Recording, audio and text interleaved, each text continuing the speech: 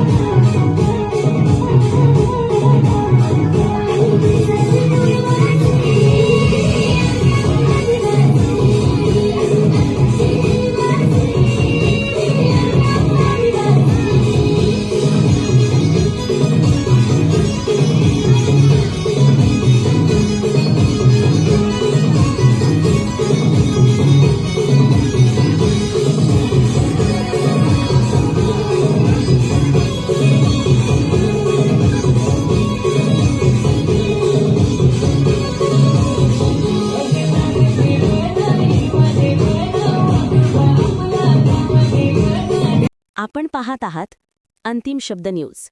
सत्य, थेट, स्पष्ट. बातम्यांचा खरा आवाज फक्त इथेच.